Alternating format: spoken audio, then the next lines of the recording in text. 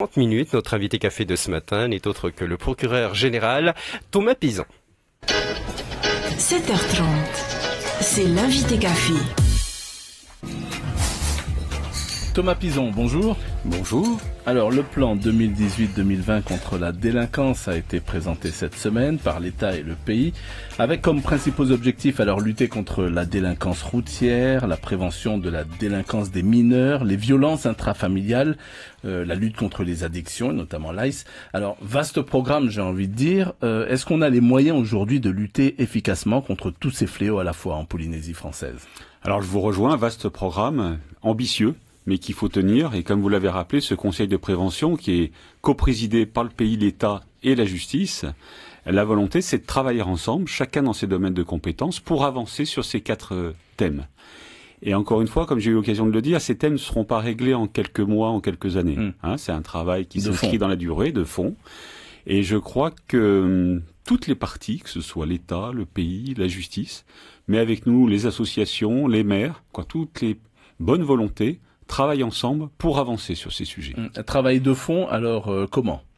Alors un travail de fond, d'abord il y a eu un travail de diagnostic, savoir de quoi on parle. Et là, sur le projet qui a été présenté, la première partie du diagnostic est très importante, ça permet de voir de quoi on parle et d'où on vient. Et effectivement, je pense qu'il y a quand même un thème central, c'est la lutte contre les addictions. Les addictions, c'est toutes les addictions. Je sais qu'on parle souvent de l'ICE, mais c'est aussi l'alcool, le PACA, l'ICE, qu'on retrouve malheureusement dans les violences conjugales, dans la délinquance des mineurs et dans les violences routières. Donc elles viennent irriguer. Elles irriguent, exactement.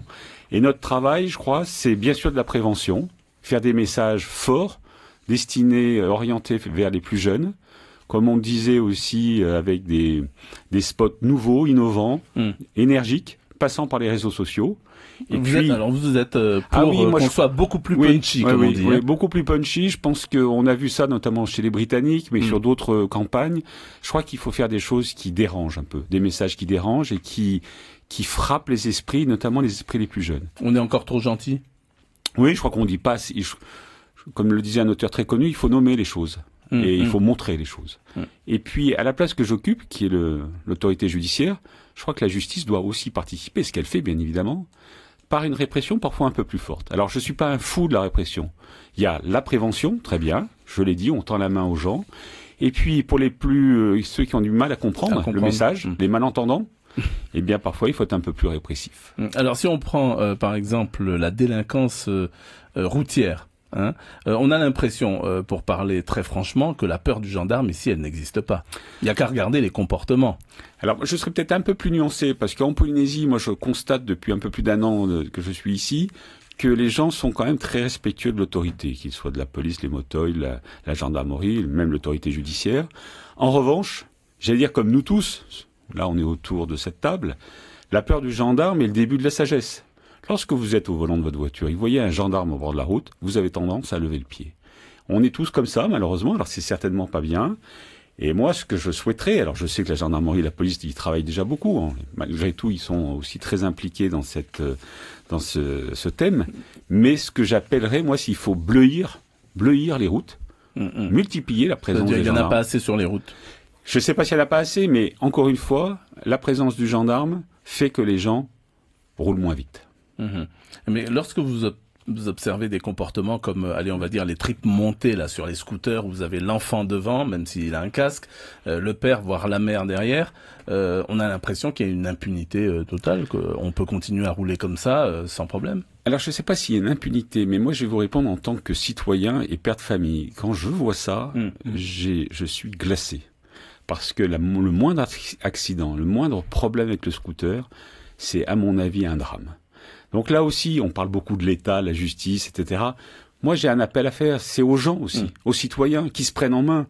Ils se rendent bien compte que les gens, c'est pas raisonnable de rouler en scooter avec un gamin de 3 ans entre les jambes. Donc là aussi, que chacun se prenne en main un peu. N'attendons pas toujours que ça tombe du ciel. Alors le travail de fond qu'on évoquait tout à l'heure, il ne peut pas se faire sans les familles, l'implication des familles en même temps. Est-ce que vous n'avez pas l'impression que certaines ou beaucoup ont démissionné? Alors démissionner, je suis pas aussi dans tous les foyers polynésiens. Ce que je crois, c'est que là, pour le coup, là, l'accompagnement et la prévention sont très très importants. Il faut aider les gens, leur expliquer pourquoi on fait ça. L'idée, c'est toujours pareil. C'est pas de parler que de répression en disant si vous faites pas, vous serez puni. C'est d'expliquer pourquoi il faut bien faire. Et encore une fois, les associations et bien d'autres intervenants travaillent. Et ça fait partie de ce plan. C'est-à-dire que pour tout ce qui est décrochage scolaire, absentéisme, là aussi, il faut réexpliquer indéfiniment que les gamins, les enfants, leur place, c'est à l'école. Il y a peut-être un chapitre au niveau de la violence intrafamiliale dans la Polynésie où c'est un fléau, quoi, ici en Polynésie. Alors, ce qui est sûr, si la délinquance en général en Polynésie, comme souvent je l'ai dit, est contenue, c'est-à-dire que par rapport à d'autres territoires de la France, c'est plutôt un pays paisible. Voilà, c'est la réalité de la Polynésie. En revanche, pour les violences conjugales, oui, c'est un vrai problème. Il y a 2 fois plus de faits qu'en métropole. Mais là aussi, ça fait bien longtemps qu'il y a un vrai travail de fond qui est fait sur ce thème, notamment par les associations, mais aussi par les services de sécurité et la justice.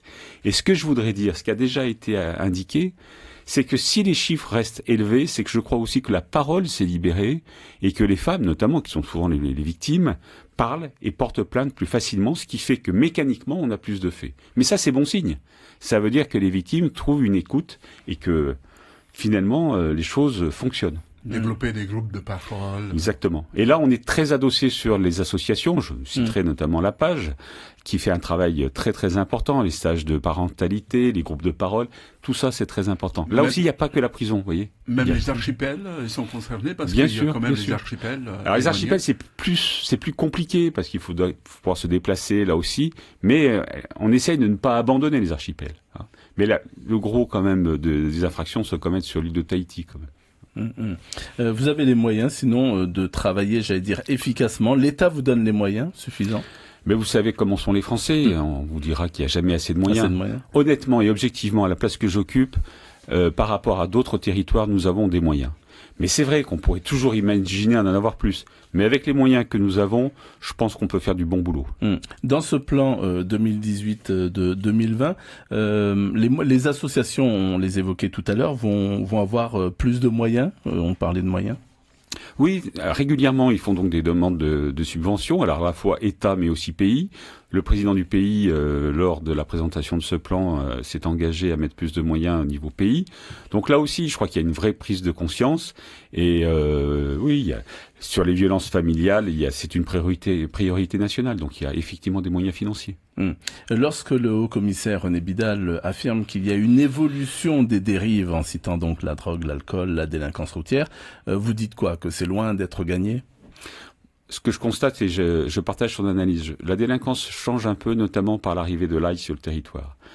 On voit des équipes un peu mieux organisées, avec parfois des armes lors des perquisitions. Donc là, c'est un léger changement. Mais il ne faut pas non plus basculer dans le... On n'est pas au Far West. Tableau, quoi. Non, on n'est pas au Far West. Donc là, les choses sont contenues. Mais il faut être vigilant et ne pas s'endormir. On n'a pas beaucoup évoqué la jeunesse, les jeunes. Le travail dans les écoles, il est mené suffisamment, je vous dis, ou...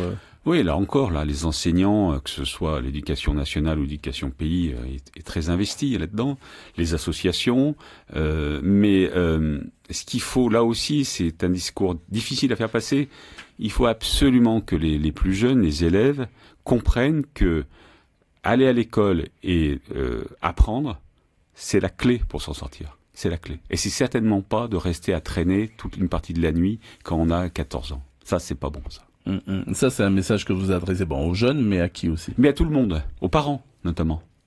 Quand on est parent, on a des enfants, c'est pas normal que son gamin de 13 ans, 14 ans traîne la nuit, je suis désolé.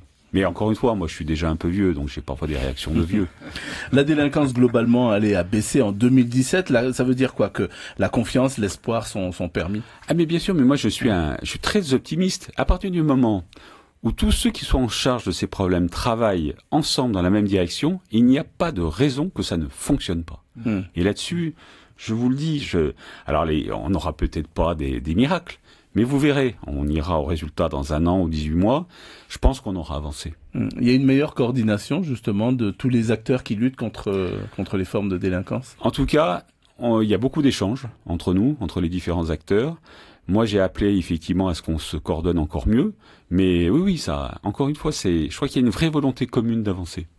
Merci beaucoup Thomas Pizon d'avoir accepté notre invitation. Je rappelle que vous êtes le procureur général. Merci encore. Merci à vous.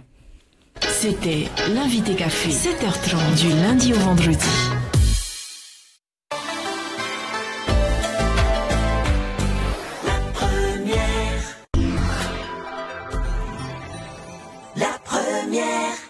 Le Salon des Marquises, c'est Place Mamao du 22 novembre au 2 décembre. Vivez les Marquises avec ce salon organisé par la Fédération Tetuhuka Te Henua Enana.